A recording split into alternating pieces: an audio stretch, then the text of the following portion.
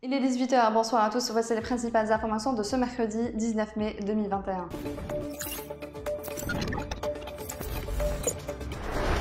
La Cour d'Adrar a annoncé ce mercredi via un communiqué l'arrestation de 2 personnes soupçonnées d'être impliquées dans l'agression de plusieurs enseignantes à leur domicile de fonction à Bojbaji Mourtal. Selon un communiqué du syndicat algérien des travailleurs de l'éducation, 9 enseignantes ont été agressées physiquement à 2 h du matin dans la nuit de lundi à hier mardi dans leur logement de fonction, 6 à la nouvelle école, par un groupe d'anonymes munis d'armes blanches, a précisé le communiqué.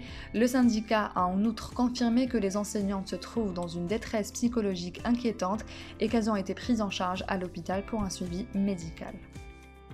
13 syndicats du secteur de l'éducation représentant les différents corps ont décidé de maintenir la pression sur la tutelle.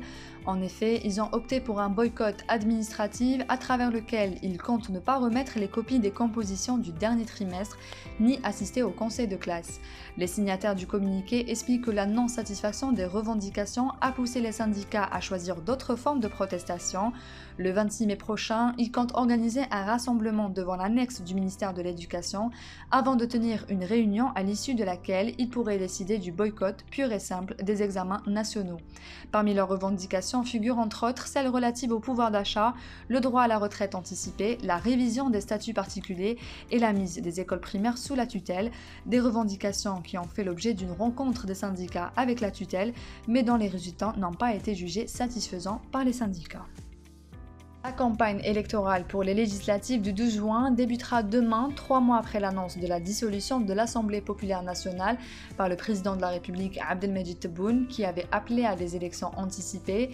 Près de 1500 listes de candidatures, dont plus de la moitié sont présentées par des indépendants, ont été approuvées par l'Autorité nationale indépendante des élections ANI pour prendre part à ces législatives. Durant 3 semaines, les candidats à la Chambre basse du Parlement devront déployer différents modes d'action, meetings et rencontres de sensibilisation pour exhorter les Algériens à voter en faveur du candidat de leur choix. Un budget de l'ordre de plus de 8 milliards de dinars a été consacré à la prise en charge des dépenses de 4 départements ministériels chargés de la préparation et de l'organisation des élections législatives du 12 juin prochain, selon un décret présidentiel publié au journal officiel numéro 35.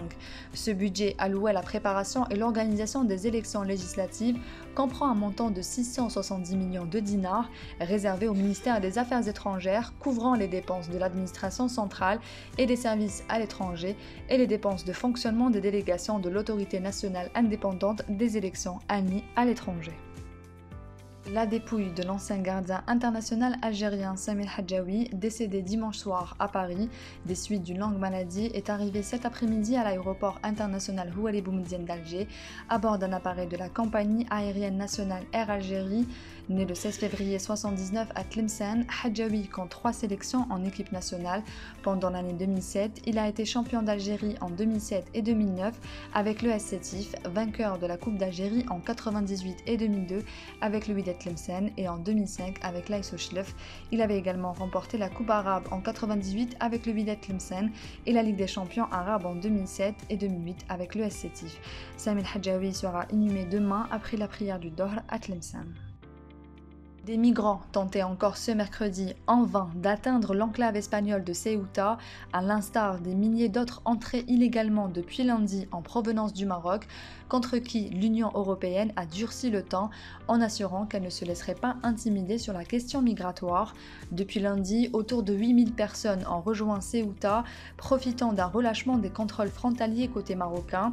Parmi eux, 5600 ont déjà été expulsés vers le Maroc, selon un chiffre actualisé en début d'après-midi par la préfecture de Ceuta, qui n'a comptabilisé aujourd'hui aucune nouvelle entrée, assurant que les personnes tentant d'accéder à la plage étaient immédiatement reconduites au Maroc. L'Espagne est actuellement défiée par un pays tiers, le Maroc, a déclaré ce mercredi le Premier ministre espagnol Pedro Sánchez, fustigeant le manque de contrôle des autorités marocaines. Il ne s'agit pas seulement d'un manque de respect envers l'Espagne, mais envers toute l'Union européenne, a poursuivi le dirigeant, qui a envoyé des renforts policiers et avait promis mardi de rétablir l'ordre dans l'enclave. C'est la fin de ce journal, merci de l'avoir suivi. L'information continue sur notre site www.lesoirdejalgérie.com.